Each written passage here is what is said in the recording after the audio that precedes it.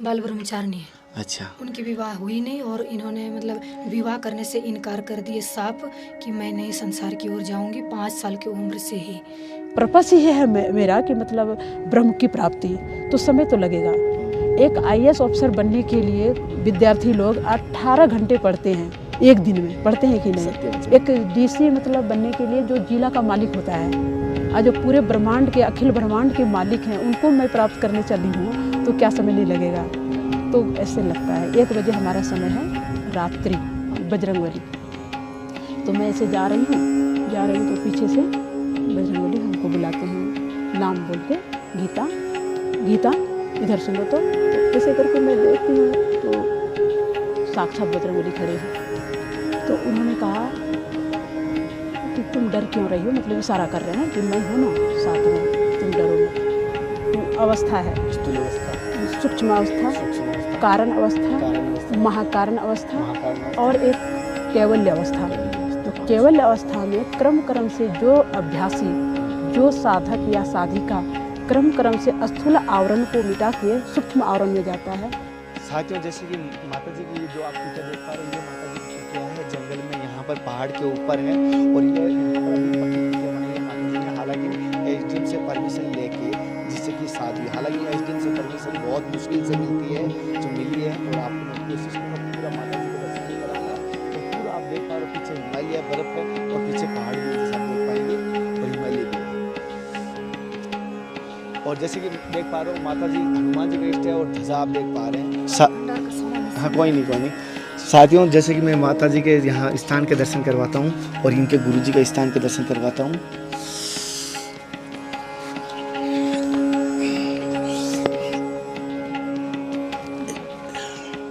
इनका नाम है संत सदगुरु महर्षि में ही परमहंस जी महाराज। अच्छा। ये हमारे गुरु महाराज ऐसे हैं जो कि मतलब भगवान शंकराचार्य जी के जैसे, मतलब संत भगवंत की में अंतर नहीं, वैसे ये हैं। और इनके परम शिष्य ये भी हैं।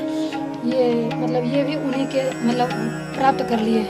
मतलब एक दूसरे में कोई भेद नहीं है। जी, एक दूसरे में कोई भेद नहीं है। माता जी, जो ये माता जी गीता देवी, वो किस प्रकार की माता जी, जो माता साधु जी गीता जी? ब्रह्मचारिणी है। ब्रह्मचारिणी, बच्चा बाल ब्रह्मचारिणी है। अच्छा। उनकी विवाह हुई नहीं और इन्होंने मतलब विवाह करने से इनकार कर दिए साफ कि मैं नहीं संसार की ओर जाऊंगी 5 साल की उम्र से ही। और इनकी धारणा रही कि मैं समाज सेवा करूं। कुछ दिन समाज सेवा भी करी और ये जॉब करती थी, जॉब को रिजाइन दे करके और अपना इनका आश्रम है, हम आपको वीडियो भी दिखा। क्या जॉब करते थे? टीचर थी। Teacher government? हाँ, गवर्नमेंट ही थी, मतलब रिजाइन दे दी। अच्छा। चूँकि इनको ध्यान में थोड़ा डिस्टर्ब लगता था, तो इनको लगा कि हमको अब मतलब डिस्टर्ब लग रहा है तो हम नहीं करेंगे, तो रिजाइन दे करके 2010 इनका आश्रम बना हुआ है 2009 में, वहाँ पे झारखंड बाबा बैजनाथ धाम के स्थान के से मतलब 2.5 घंटा 2 घंटा के मतलब रास्ता के मतलब काटना पड़ता है बस से। तो उनका आश्रम का नाम है महर्षि संत सेवी आश्रम गौरव कुंज टाणावार। तो उस जगह एक दुर्गा मंदिर भी है, इन्हीं के ज़मीन में है।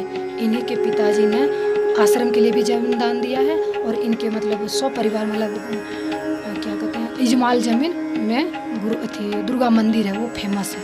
और वहाँ इनका आश्रम है, वहाँ इनको काफ़ी सेवाएं देनी पड़ती थी, जैसे कि आपका वो क्या कहते हैं विद्यार्थी का सेवा, बुजुर्गों को कंबल ठंडी के लिए, गरीब दुखिया का वो कन्यादान, ये सारी सेवा के कारण डिस्टर्ब हो जाती थी।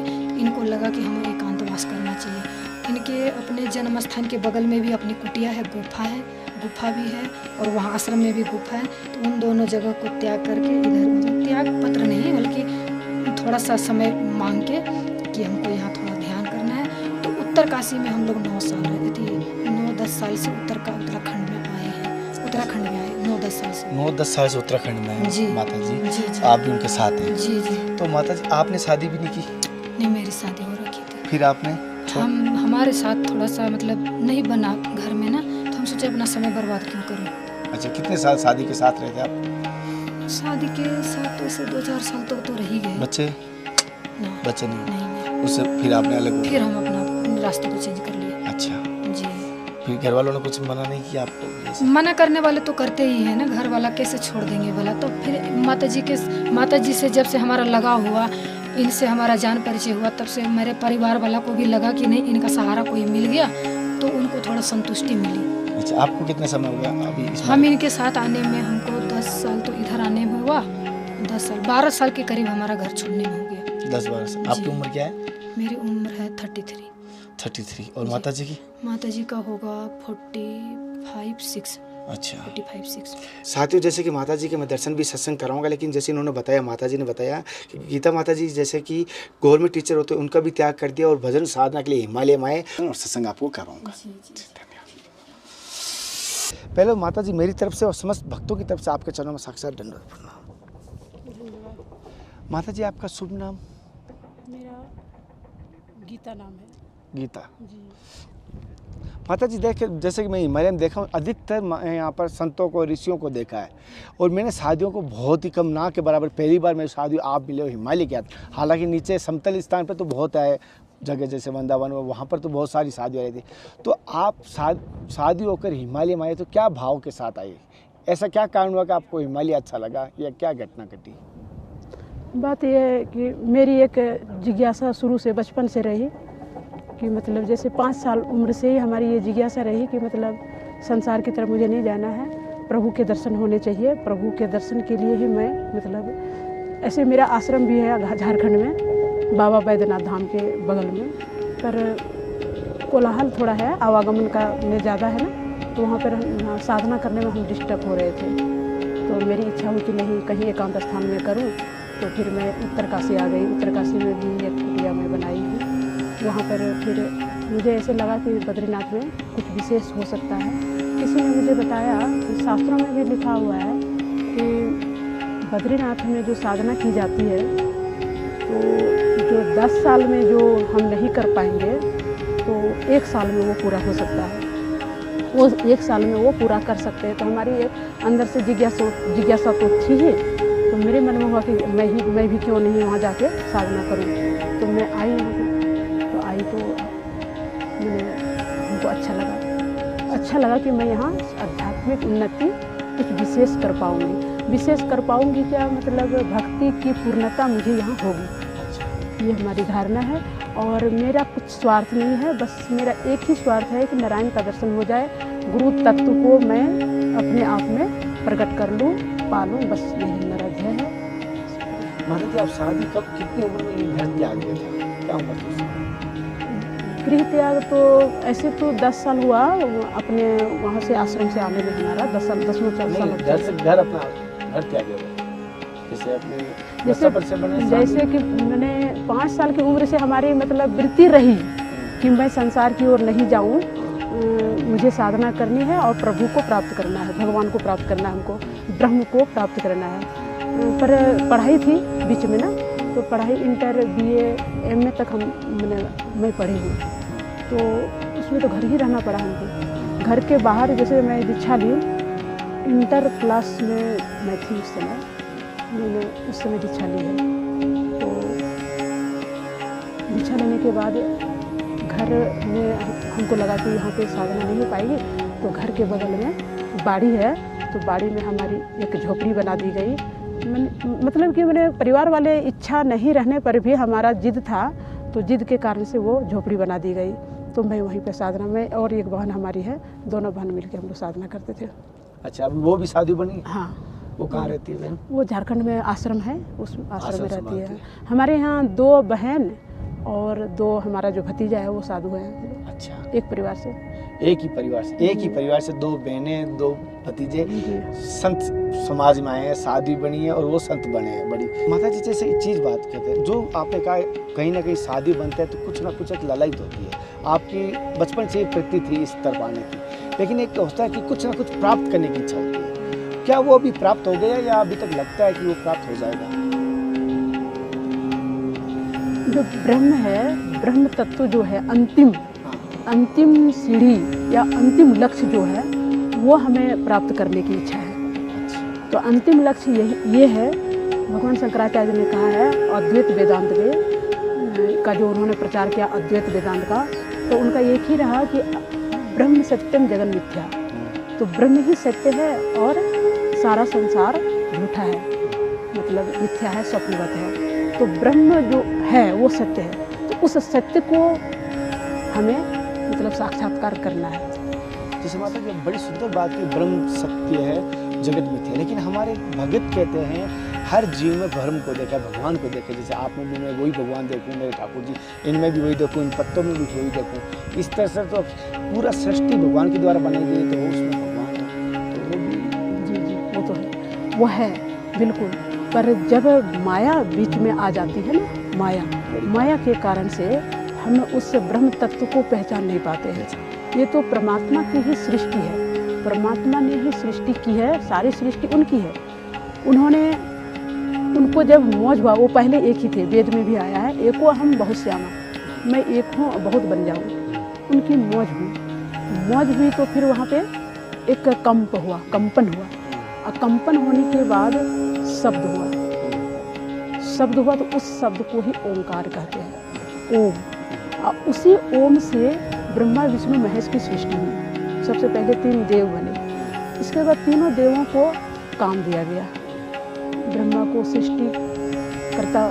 सृष्टि करने का काम दिया, विष्णु भगवान को पालन करने का काम दिया गया, फिर भगवान शंकर को संहार करने का मतलब उनको काम सौंपा गया। तो ये 3 गुण, त्रैगुण, ये आपका है रजोगुण, तमोगुण और सतोगुण, ये 3 गुणों से ही सृष्टि बनी है।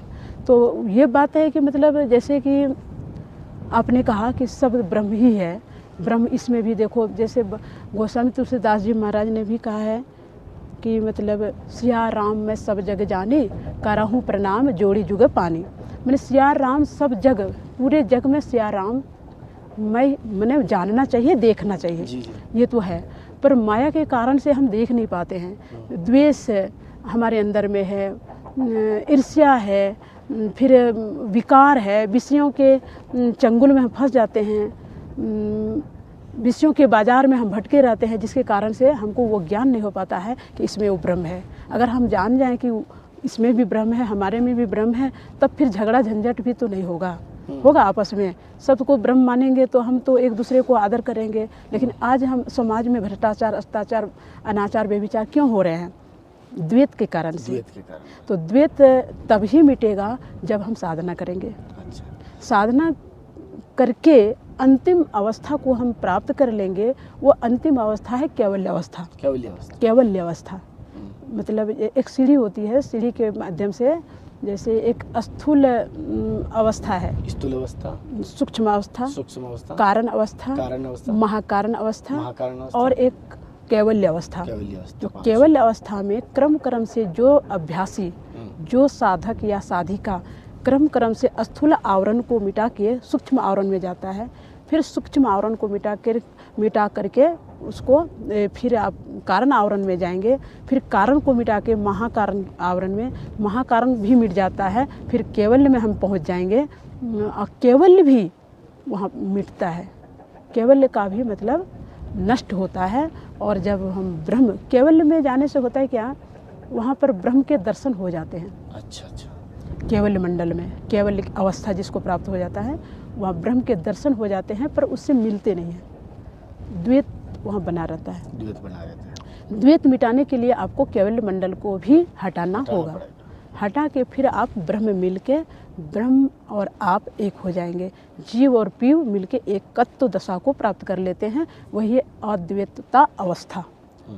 अद्वैतता अवस्था कैवल्यातीत उसको बोलते हैं, शब्दातीत भी बोलते हैं, कालातीत भी बोलते हैं। मतलब वो सबसे अतीत, सबसे परे अवस्था को ही परम धाम, परम पुरुष परमात्मा की प्राप्ति और हम मिल के एक में हो जाना, अहम ब्रह्मास्मि की अवस्था वहाँ पे प्राप्त हो जाती है। माता जी, जैसे कि अभी आपने बात की, जैसे भक्ति के लिए मार्ग चुना या इस मार्ग पे आने के लिए, जैसे आप तो घर त्याग है, वैराग लिया है आपने, तो संसार को त्याग है, आपका तो वैराग प्रकट देख रहा हूँ, आपका त्याग प्रकट देख रहा हूँ।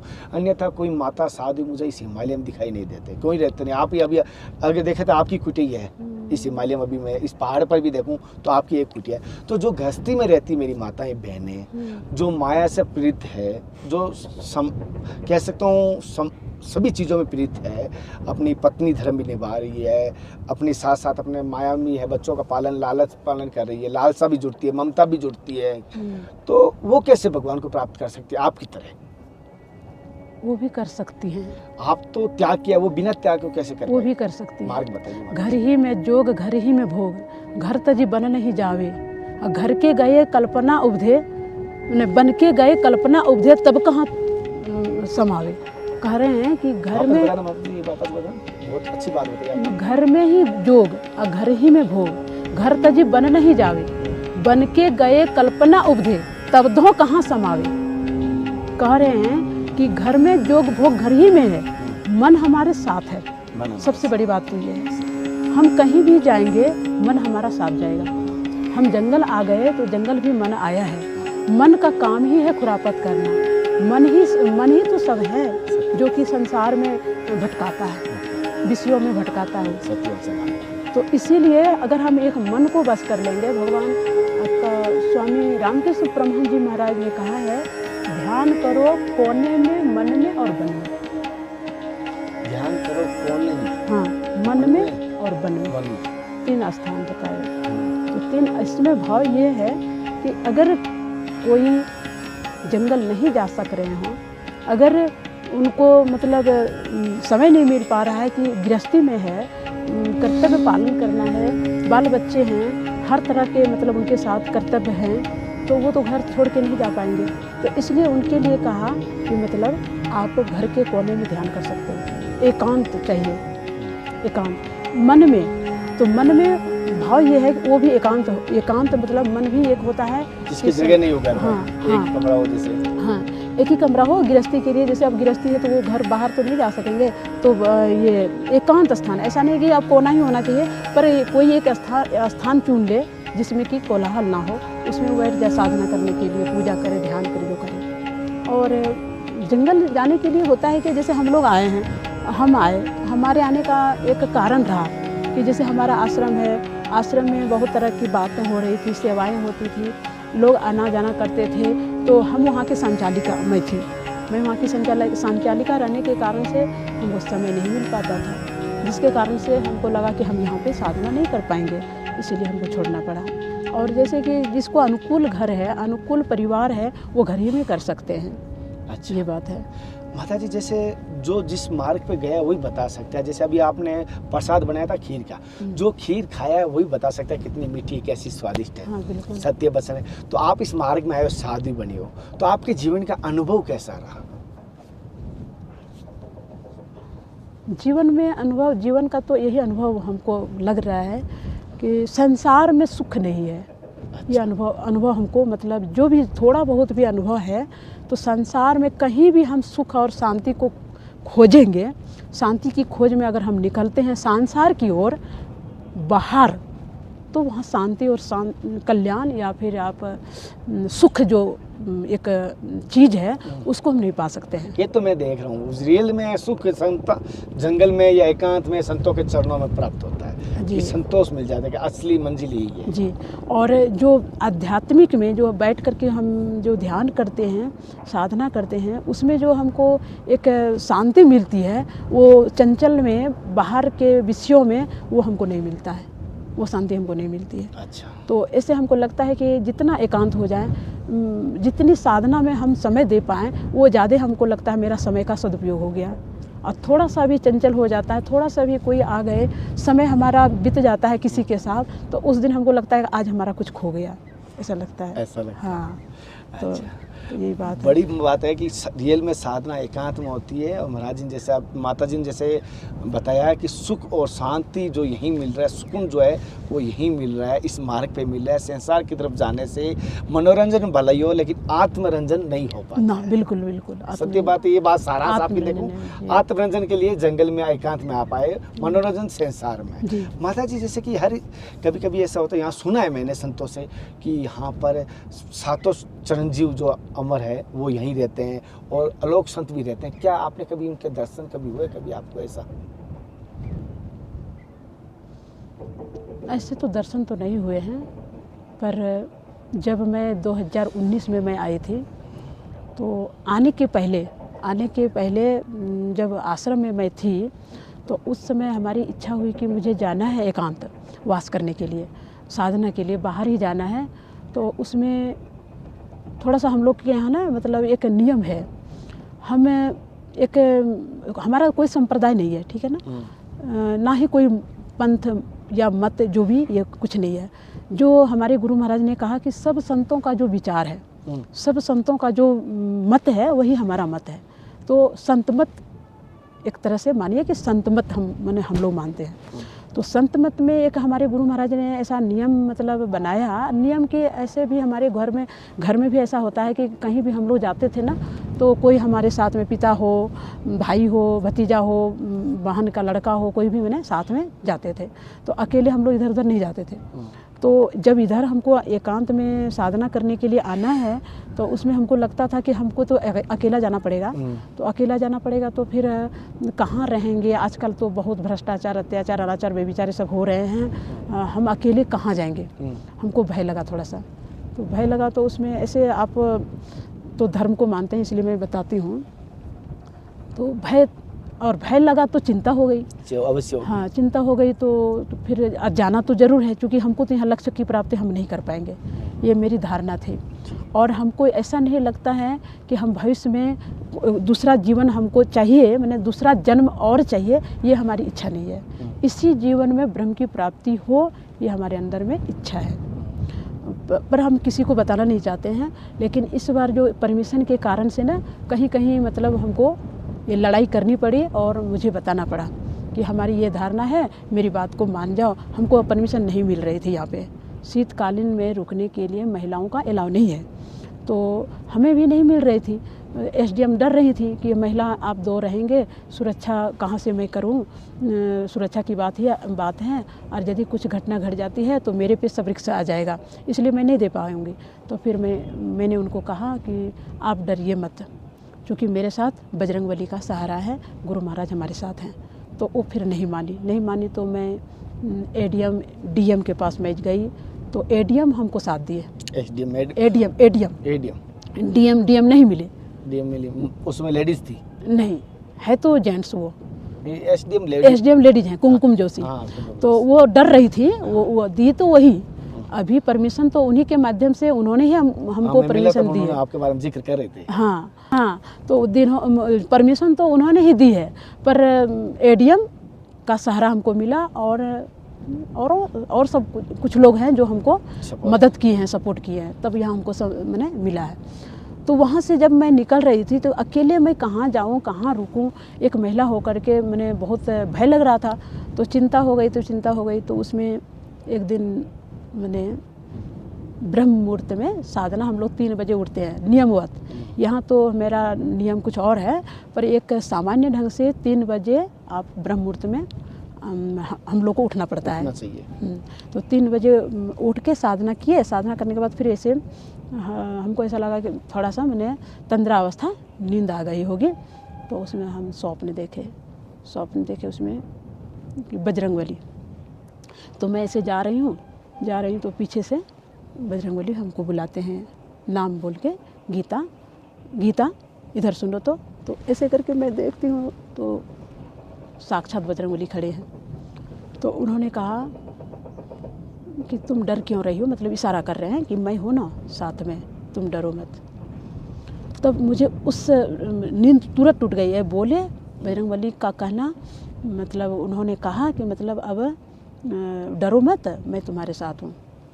तो तुरंत मेरी नींद टूटी और हमको भरोसा हो गया कि अब मुझे नहीं रुकना है, मुझे जाना है तो जाना है। और मैं अकेले आने के लिए तैयार थी कि कोई नहीं, ये हमारे साथ में अन्नपूर्णा जी है ना, ये भी बैरागिनी है, ये बहुत अच्छी है। तो इनकी इच्छा रही कि नहीं मैं आपके साथ जाऊँ, तो मैं इनको पहले मना कर दी कि नहीं तुम अभी मत जाओ। तो फिर इस तरह हुआ। तो बस जब यहाँ उत्तरकाशी में आई तो बजरंगबली का सहारा रहा, गुरु महाराज का सहारा रहा। जब उत्तरकाशी से यहाँ बद्रीनाथ में जब आई तो यहाँ पर जब हमको लगा कि साधना में मैं कुछ उन्नति कर पाऊँगी, यही हमारी भक्ति पूरी होगी, तो मेरी इच्छा हुई कि शीतकाल में भी मैं रुकूँ।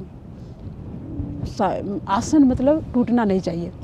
तो इसलिए लगातार साधना करने से होता क्या है, मैंने एक दृढ़ता बन जाती है ना, आसन की सिद्धि हो जाती है और अपने आप में दृढ़ता आ जाती है, भक्ति में दृढ़ता आती है। तो मेरे मन में हुआ, उनको अन्नपूर्णा जी को मैंने कहा कि देखो ना, हमको यहाँ अच्छा लग रहा है, तो शीतकाल में भी हमें रुकने की इच्छा है, हमको रुकने की इच्छा है, तुम क्या कहती हो? तो ये बोली कि नहीं रुकेंगे, यहाँ पे लोग मर जाते हैं, ठंड ज़्यादा है, नहीं रुकेंगे। तो हम दोनों में बात थोड़ी बढ़ गई, वो बोल रही है नहीं, मैं बोल रही हाँ। तो फिर इस तरह बात होते होते मेरे मन में बात याद आ गई कि बजरंगबली ने कहा है, आश्वासन दिया है कि मैं तुम्हारे साथ हूँ तो हमको कुछ नहीं होगा। तो मैंने उनको कहा कि देखो अन्नपूर्णा, ये बजरंगबली का सहारा है, बजरंगबली ने मुझे कहा है कि हम तुम्हारे साथ हैं, वो हैं तो काहे डर रही हो, रहना है। तो वो बोलती है कि ठीक है, बजरंगबली आपको कहा है ना, बजरंगबली ने आपको कहा है, मुझे नहीं कहा है, मुझे कह देंगे तब मैं मानूंगी, ऐसे ही बोली। तो हमारे मुख से बात निकल गई, हमको विश्वास है। तो हमने इनको कहा कि ठीक है, तुमको भी बोल देंगे, ऐसे बोल दिया कि तुमको भी बोल देंगे। तब जिस दिन मैं बोली, यही दोपहर का समय था, बात हो रही थी, तो मैंने इनको कहा कि ठीक है बजरंगबली, तुमको बोल देंगे।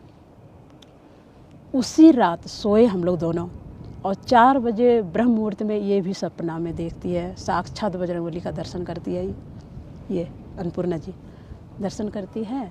और इसी तरह मतलब आगे पीछे टहल रही थी, घूम रही थी, तो बजरंगबली पीछे तरह जैसे हमको बुलाए, उसी तरह इसको भी गुड़िया नाम, मैंने गुड़िया नाम से हम लोग इनको बुलाते हैं, अन्नपूर्णा भी नाम है। तो गुड़िया सुनो इधर, तो ऐसे करके ये भी देखती है, बजरंगबली खड़े हैं। तो इस जाके एकदम सत्य बात ये हमको सुबह बोल के उठ के सुनाई। हाँ महाराज, जी महाराज, ऐसे कहते, महाराज बोलिए, वो जी महाराज। तो बजरंगबली बोलते हैं कि तुम मेरी शक्ल देख रही हो, ये मेरी शक्ल देख रही हो, इसी शक्ल में तुम मूर्ति बनाओ, हमारी मूर्ति बनाओ। यहाँ बद्रीनाथ में ये स्वप्न देखी है ये। तो बोले जी महाराज, ये बोले जी महाराज बनाएंगे। फिर चली गई तो फिर बजरंगबली बुलाए इसको, इधर सुनो। तो फिर लौट के आई, तो ये हमको बताई सुबह उठ के तुरंत, बोले एक सोने की गदा, एक हाथ की सोने की गदा थी, वो मैंने कि लो सोने की गदा, इसको अन्नपूर्णा जी को कि गदा लो। बोले महाराज जी मैं स्नान नहीं की हूँ, ये बोली कि स्नान मैं नहीं की हूँ। तो बोला स्नान नहीं किया, तब गंगा जल हाथ में दिए, बजरंगबली दिए, इस प्रकार 3 बार दिए। 3 बार वो माथे में ये छिड़की ना, तो पूरे शरीर भीज गई है। 3 बार पानी में, थोड़ा थोड़ा पानी में पूरा शरीर भीज गया इसका। इसके बाद गदा लेना ही चाह रही थी, नींद टूट गई। ठीक, तो नींद टूट गई, तब फिर तुरंत हमको बोली मेरे समस्या का समाधान हो गया, अब हम रहेंगे।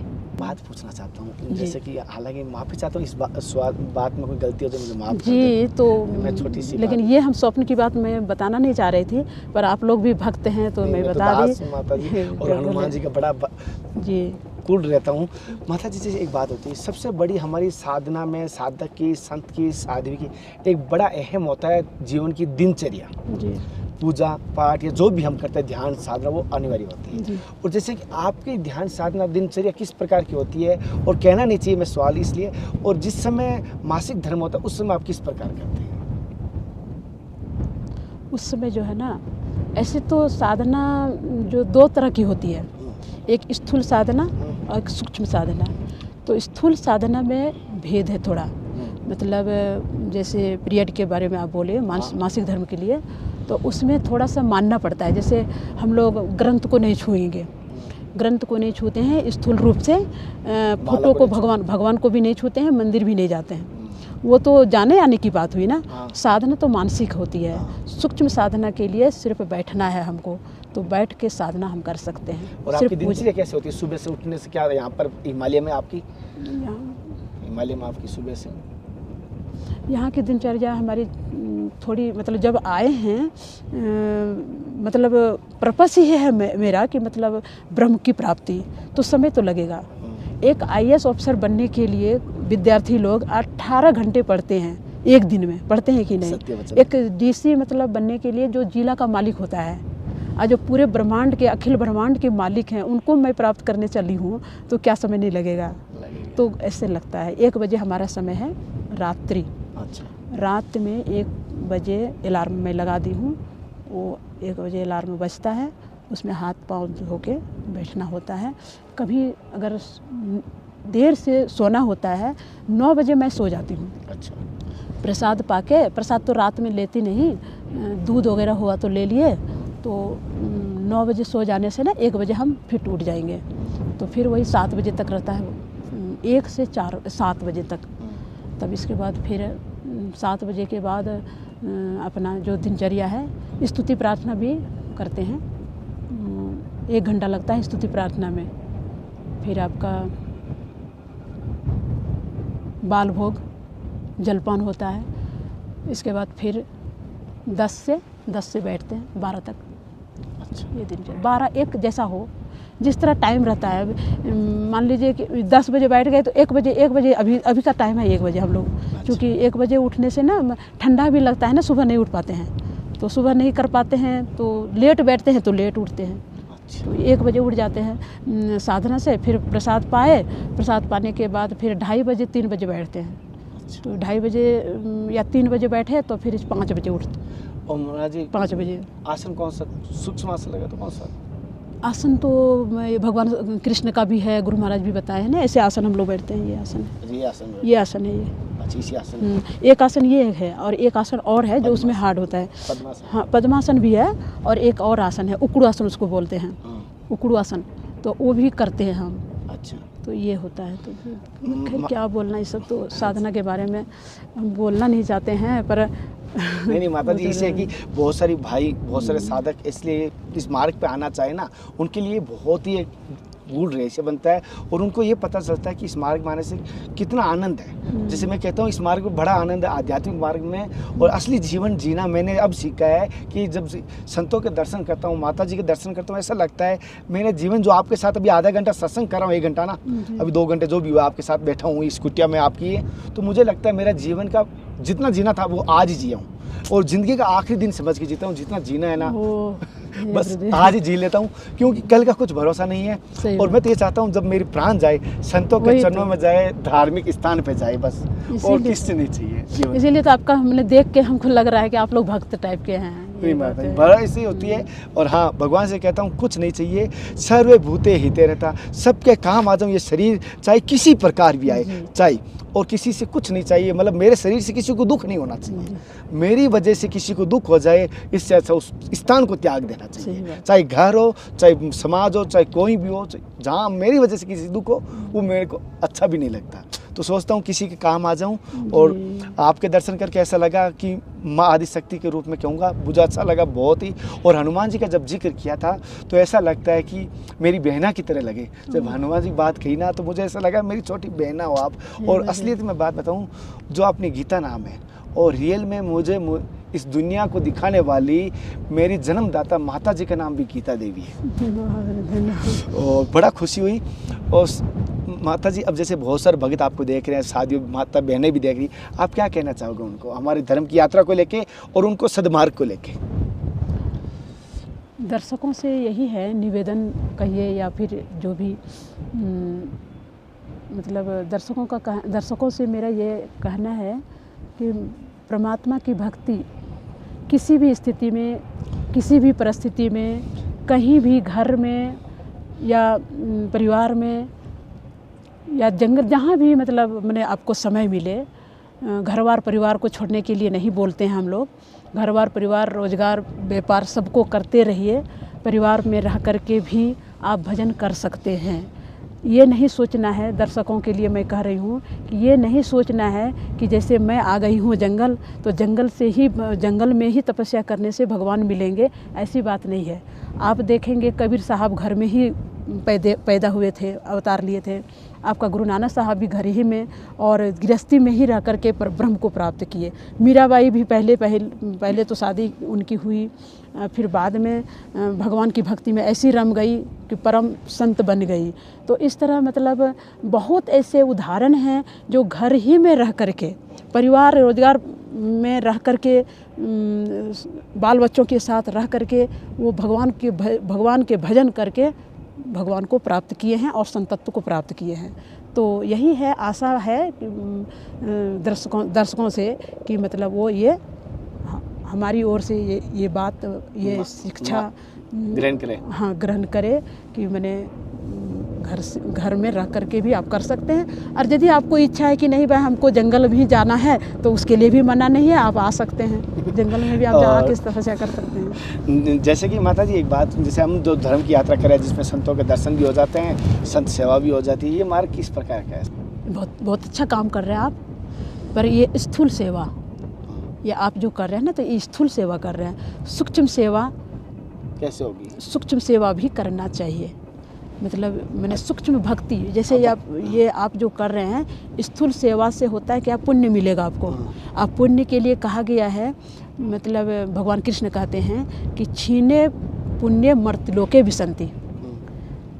आपने पुण्य किया, धर्म कर्म किया, संसार में जो भी जितने भी धर्म कर्म हैं, यज्ञ कर्म, दान, जो भी जितने भी हैं, जिसको जो मतलब संसार में जैसे आपको लग रहा है ना कि किसी को कोई ज़रूरत है तो उसको पूरा कर देते हैं, तो वो भी सेवा है, वो भी भक्ति ही है। और भगवान भी इसमें प्रसन्न होते हैं, पर इसी भक्ति से, इसी सेवा से आपका परम कल्याण नहीं होगा। इससे आपको पुण्य मिलेगा। आप पुण्य के लिए कहा है कि पुण्य आप करेंगे तो स्वर्ग आदि लोकों को ही जाएंगे आप, उसके आगे मोक्ष की प्राप्ति आप नहीं कर सकेंगे। अगर मैं पुण्य और पाप का श्रेय नहीं मानूं, भगवान के निमित्त करूं, ये कर रहा है ठाकुर जी कर रहे हैं, मैं तो निमित्त मात्र हूँ, हाँ, तब मुझे, हाँ, तब तो ठीक है। निमित्त से अगर आप कर रहे हैं तब भी सूक्ष्म भक्ति करनी है। अच्छा, तब भी ये भी आप करो।